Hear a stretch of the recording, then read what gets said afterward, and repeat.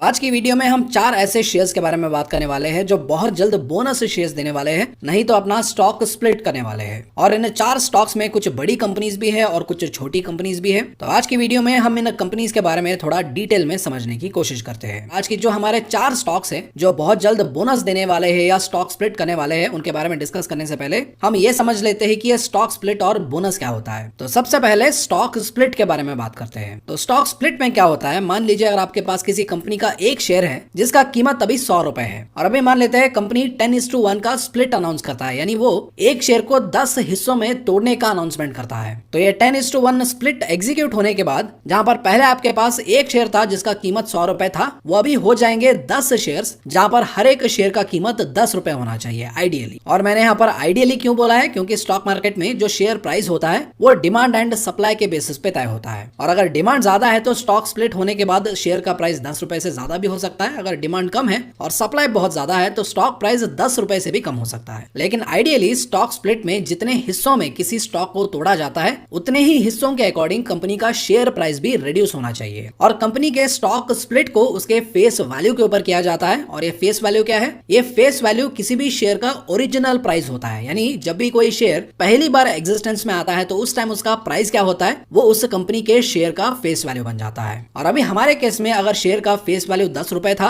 तो 10:1 स्प्लिट होने के बाद ये 10 शेयर्स बन जाएंगे, जहां पर हर एक शेयर का फेस वैल्यू होगा 1 रुपए। और जनरली कंपनीज स्टॉक स्प्लिट इसीलिए अनाउंस करता है ताकि वो कंपनी के जो नंबर ऑफ शेयर्स है उसको इंक्रीज करना चाहते हैं, ताकि मार्केट में शेयर्स की लिक्विडिटी बढ़े, जिससे शेयर्स की खरीदारी और बिकवाली आसानी से हो। एंड मोस्ट इंपॉर्टेंटली छोटे इन्वेस्टर्स के लिए भी शेयर का प्राइस अफोर्डेबल रहे, उस रीजन की वजह से शेयर स्प्लिट किया जाता है। क्योंकि अगर किसी स्टॉक का प्राइस 10,000 रुपए है तो मे भी बहुत सारे इन्वेस्टर्स उस शेयर को खरीदने के लिए अफोर्ड नहीं कर सकते, और वही अगर उस स्टॉक में 10:1 स्प्लिट होता है और वो 1,000 रुपए के 10 शेयर्स बन जाएंगे, तो हो सकता है ज्यादा से ज्यादा इन्वेस्टर्स इस शेयर को खरीदने में इंटरेस्टेड हो और उनको ये अफोर्डेबल भी लगे, जिसकी वजह से जब भी शेयर स्प्लिट होता है तो वहां पर इन्वेस्टर्स का जो एंगेजमेंट है वो बढ़ जाता है। लेकिन ध्यान में रखिए, शेयर स्प्लिट होने से पहले और शेयर स्प्लिट होने के बाद शेयर का जो इनहेरेंट वैल्यू है वो चेंज नहीं होता है। पहले आपके पास एक शेयर था जिसका प्राइस 100 रुपए था, और अभी वही एक शेयर 10 शेयर बन गए हैं और हर एक शेयर का प्राइस अभी 10 रुपए हो गया है। यानी अगर आप 10x10 मल्टीप्लाई करेंगे तो अभी भी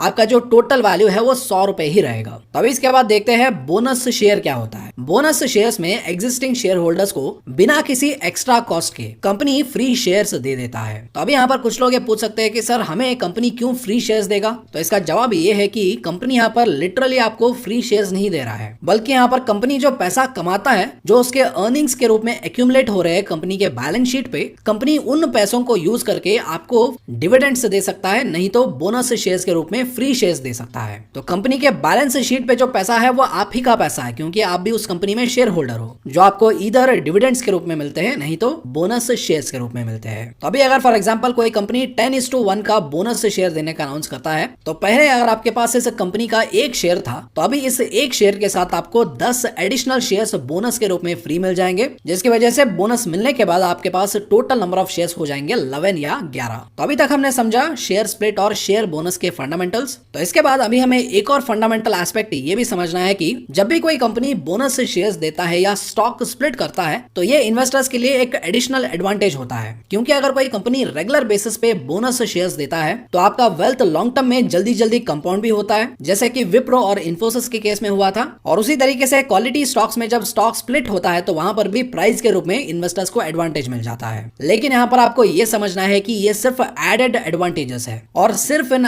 एडेड एडवांटेजेस के बेसिस पे कभी भी इन्वेस्टमेंट डिसीजन नहीं करना चाहिए। क्योंकि अगर कोई ये सोचता है कि कंपनी बोनस दे रहा है या कंपनी के शेयर में स्प्लिट हो रहा है, उस रीजन की वजह से मुझे अगर वो शेयर्स खरीदना है, तो ये बहुत ही गलत हो सकता है। क्योंकि कोई भी कंपनी बोनस शेयर्स या शेयर स्प्लिट अनाउंस कर सकता है, और वो कंपनी अच्छा भी हो सकता है, वो कंपनी बुरा भी हो सकता है। और इसीलिए किसी कंपनी में इन्वेस्ट करना है या नहीं करना है वो हमें डिसाइड करना है कंपनी के फंडामेंटल्स के बेसिस पे। यानी किसी भी कंपनी में इन्वेस्ट करना है या नहीं करना है वो हमें डिसाइड करना है कंपनी के फंडामेंटल्स देख के। And on top of that, अगर कोई कंपनी बोनस शेयर्स देता है या स्टॉक स्प्लिट करता करता है तो वो एडेड बेनिफिट्स हो जाते हैं। यानी आप इसको ऐसे समझ लीजिए, जब भी आप खाना खाने जाते हैं या कोई थाली खाने जाते हैं तो उस थाली में आपको अचार और पापड़ भी मिलता है। लेकिन अगर कोई जाके ये बोलता है कि मैं थाली सिर्फ पापड़ और अचार के लिए खरीद रहा हूं तो लोग हंसेंगे उन पर। तो उसी तरीके से कंपनी के बोनस और स्प्लिट जो होते हैं वो थाली के अचार और पापड़ के बराबर होते हैं, जो खाने का स्वाद जरूर बढ़ाएंगे, लेकिन सिर्फ अचार और पापड़ के बेसिस पे ही ये डिसाइड नहीं किया जाता है कि कौन सा थाली खरीदना है। I hope you understand. तो चलिए अभी आगे बढ़ते हैं। और का नाम है मदरसन सुमी वायरिंग्स लिमिटेड, और इस कंपनी के ऑफिशियल अनाउंसमेंट के अकॉर्डिंग ये कंपनी 2:5 बोनस शेयर्स देने वाला है। यानी अगर किसी इन्वेस्टर के पास 5 शेयर है तो उन 5 शेयर्स के साथ उन्हें 2 शेयर्स बिल्कुल फ्री में मिल जाएंगे। यानी अगर पहले किसी इन्वेस्टर के पास 5 शेयर्स थे तो बोनस मिलने के बाद उसके पास टोटली 7 शेयर्स हो जाएंगे। और कंपनी ने इन बोनस शेयर्स को रिसीव करने का एलिजिबिलिटी 17 नवंबर 2022 को सेट किया है। यानी अगर कोई इन्वेस्टर 17 नवंबर 2022 से पहले अगर इस कंपनी का शेयर खरीदेगा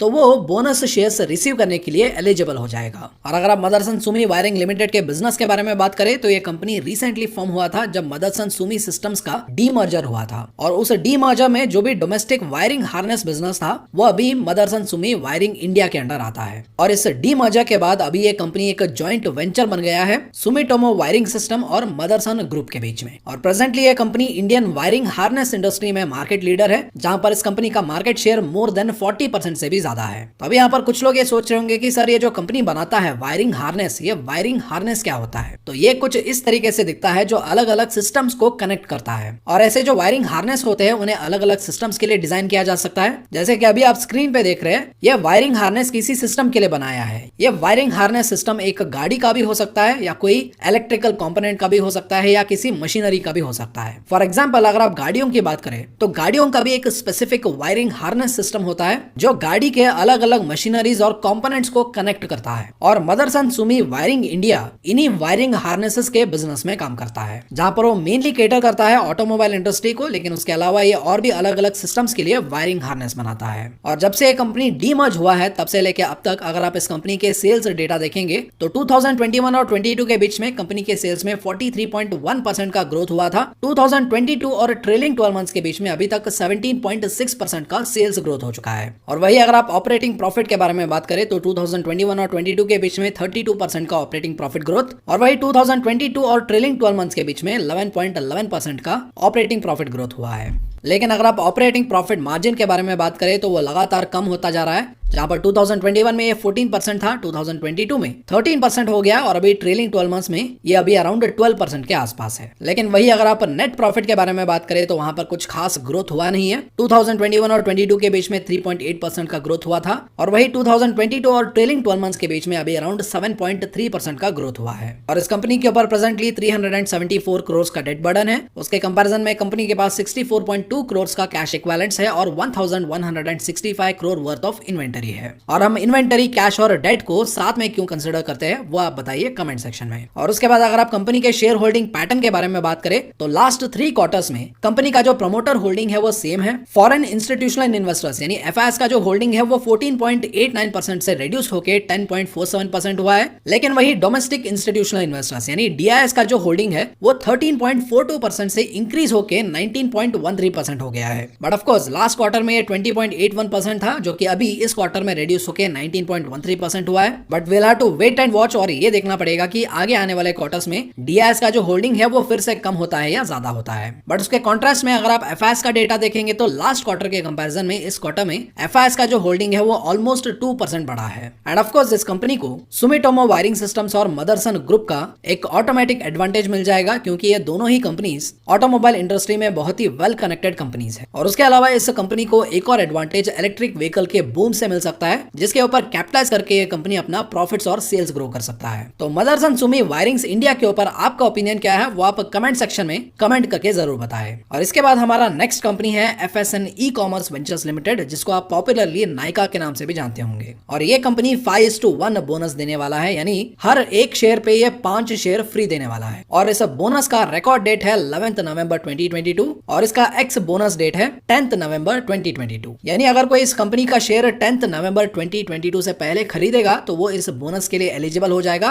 और 11 नवंबर 2022 को ये बोनस रिकॉर्ड किया जाएगा कंपनी के बुक्स के ऊपर। और ऐसा कंपनी की अगर आप कुछ बिजनेस के बारे में बात करें तो ये कंपनी एक कंज्यूमर टेक्नोलॉजी प्लेटफॉर्म है जो ये बोलता है कि वो अपने कस्टमर्स को लाइफस्टाइल रिटेल एक्सपीरियंस प्रोवाइड करता है थ्रू कंटेंट लेड डिलीवरी। और ये कंपनी अपने प्लेटफॉर्म पे ब्यूटी, पर्सनल केयर और फैशन के प्रोडक्ट्स बेचता है और इनमें से बहुत सारे प्रोडक्ट्स को वो खुद भी मैन्युफैक्चर करता है। और प्रेजेंटली अगर आप देखें तो in terms of value of product sold ये प्लेटफॉर्म स्पेशलिटी ब्यूटी और पर्सनल केयर में इंडिया का लार्जेस्ट प्लेटफॉर्म है। और ये भी बोला जाता है कि इंडिया का one of the fastest growing fashion platforms में से एक है। और प्रेजेंटली अगर आप देखें तो in terms of average order value India के बाकी ऑनलाइन ब्यूटी और पर्सनल केयर प्लेटफॉर्म्स के कंपैरिजन में नायका का एवरेज ऑर्डर वैल्यू हाईएस्ट है। और नायका का जो 90% ऑफ द रेवेन्यू है वो ब्यूटी और पर्सनल केयर प्रोडक्ट से आता है और 9% ऑफ द रेवेन्यू अपीरियल्स और एक्सेसरीज से आता है। और उसके बाद अगर आप इस कंपनी के फाइनेंशियल ग्रोथ देखें तो 2018 और 19 के बीच में कंपनी का सेल्स 93.6% ग्रो हुआ था। 2019 और 20 के बीच में 59.1% ग्रोथ, 2020 और 21 के बीच में 38.1% ऑफ द ग्रोथ, 2021 और 22 के बीच में 54.6% ऑफ द ग्रोथ और वही 2022 और ट्रेलिंग 12 मंथ्स के बीच में 17.9% का ग्रोथ हुआ है। और 2018 में कंपनी का ऑपरेटिंग प्रॉफिट नेगेटिव में था जहां पर कंपनी -27 करोड़ का ऑपरेटिंग लॉस कर रहा था और प्रेजेंटली कंपनी अराउंड 215 करोड़ का ऑपरेटिंग प्रॉफिट कमाता है। लेकिन वही अगर आप ऑपरेटिंग प्रॉफिट मार्जिन के बारे में बात करें तो वो इन बिटवीन 4 to 6% के बीच में है और जनरली बिजनेस की दुनिया में ये बहुत ही पुअर ऑपरेटिंग प्रॉफिट मार्जिन है। और उसके बाद अगर आप नेट प्रॉफिट्स की बात करें तो कंपनी लास्ट 3 ईयर से प्रॉफिट्स कमा रहा है और लास्ट 3 इयर्स में जो प्रॉफिट ग्रोथ है वो ना ही कंसिस्टेंट है और ना ही सिग्निफिकेंट है। लेकिन उसके बाद भी इस कंपनी का जो शेयर है वो एक एक्सट्रीमली हायर वैल्यूएशन पे ट्रेड कर रहा है जहां पर कंपनी का पी रेशो अराउंड 1216 के आसपास है। लेकिन यहाँ पर कुछ लोग ये बोल सकते हैं कि बाकी कंपनीज के कंपैरिजन में जो फ्रेशली स्टार्टअप जोन से आए हैं, चाहे वो जोमेटो हो या पेटीएम हो, उनके कंपैरिजन में तो ये कंपनी बेटर है क्योंकि ये कंपनी एटलीस्ट प्रॉफिट्स तो कमा रहा है, ऐसे कुछ लोग बोल सकते हैं। लेकिन यहाँ पर मैं आपको बता दूं इस कंपनी के पास 161 करोड़ के कैश इक्विवेलेंट्स हैं जिसकी वजह से ये कंपनी लॉसेस करने के लिए एफोर्ड नहीं कर सकता है। वही अगर आप जोमेटो की बात करें तो जोमेटो के पास 1465 करोड़ के कैश इक्विवेलेंट्स है जिसकी वजह से वो लॉसेस करके भी अपने बिजनेस ग्रो करने के लिए केपेबल है। और उसी तरीके से अगर आप पेटीएम की बात करें तो पेटीएम के पास 4835 crore worth of cash equivalents है। एंड फॉर दिस रीजन अगर नायका को रेलेवेंट रहना है और अपने आप को डूबने से बचाना है तो वो लॉसेस करने के लिए एफोर्ड नहीं कर सकता है क्योंकि लॉसेस फंड करने के लिए कंपनी के पास बहुत ज्यादा कैश इक्विवेलेंट्स नहीं है। और प्रेजेंटली अगर आप देखें तो इस स्पेस में मैसिव कंपटीशन है, बहुत सारे स्टार्टअप कंपनीज इस डोमेन में बिजनेस शुरू कर रहे हैं और जनरली ऐसे कंपनीज के पास वीसीज का पैसा होता है जिसकी वजह से वो कैश बर्न करने के लिए भी तैयार रहते हैं। और जनरली जिस सेगमेंट में या जिस इंडस्ट्री में कैश बर्निंग होता है वहां पर मार्जिन्स भी बहुत कम होते हैं क्योंकि हर कोई ज्यादा पैसे स्पेंड करके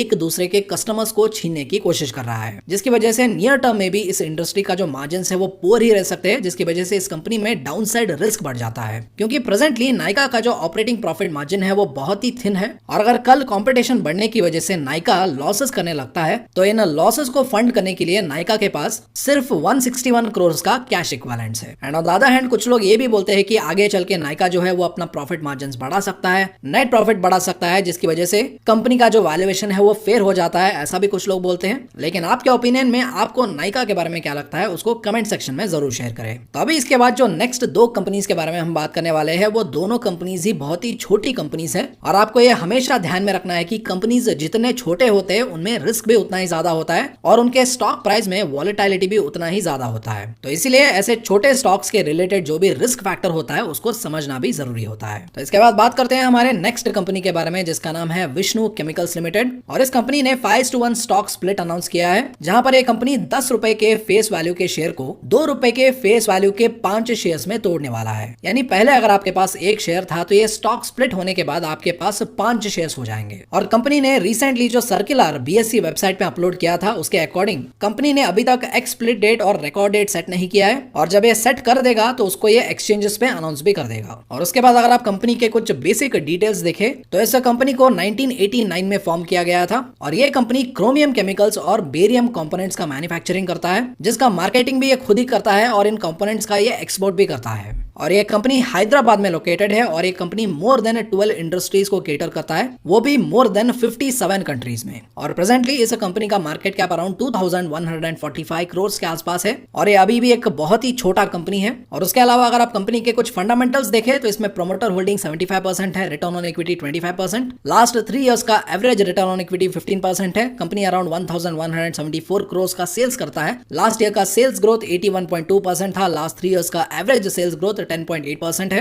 कंपनी अराउंड 110 करोड़ का नेट प्रॉफिट कमाता है, लास्ट ईयर का प्रॉफिट ग्रोथ 331% है और लास्ट 3 इयर्स का एवरेज प्रॉफिट ग्रोथ 74.9% है। कंपनी के ऊपर 273 करोड़ का डेट बर्डन है, उसके कंपैरिजन में कंपनी के पास 11 करोड़ का कैश इक्विवेलेंट्स है और 189 करोड़ वर्थ ऑफ इन्वेंटरी है। तो अभी हमने सिर्फ इस कंपनी का एक सरफेस लेवल इंफॉर्मेशन देखा है। अगर आप इस कंपनी के बारे में और ज्यादा जानना चाहते हैं तो आप कमेंट सेक्शन में लिख सकते हैं। अगर ज्यादा कमेंट्स आएंगे तो हम इस कंपनी के ऊपर एक डिटेल्ड वीडियो जरूर बनाएंगे। और इसके बाद नेक्स्ट कंपनी है स्टील स्ट्रिप्स व्हील्स लिमिटेड, जिसने 5:1 का शेयर स्प्लिट अनाउंस किया है, जिसका एक्स स्प्लिट डेट 10 नवंबर 2022 को है। और ये कंपनी स्टील व्हील रिम्स और एलॉय व्हील्स बनाता है for a wide range of domestic and global automobile makers. और इस कंपनी के अलावा 6 ऐसे और भी कंपनीज है जिन्होंने रिसेंटली स्टॉक स्प्लिट और बोनस अनाउंस किया है, लेकिन ये सारे बहुत ही छोटे कंपनीज है जिसकी वजह से हम इनके बारे में डिटेल डिस्कस नहीं करेंगे। लेकिन अगर आप इंटरेस्टेड है तो आप जाके इन सारे कंपनीज को चेक कर सकते हैं। तो ये था आज का हमारा डिस्कशन एंड आई होप आज का डिस्कशन आपको पसंद आया होगा। और अगर वीडियो पसंद आए तो वीडियो को लाइक करने के लिए रिमाइंड करना चाहूंगा। और उसके अलावा वीडियो के डिस्क्रिप्शन में डीमैट अकाउंट ओपन करने के लिंक है और हमारे टेलीग्राम और इंस्टाग्राम चैनल का भी लिंक है, तो उसे भी जाके जरूर चेक कीजिए।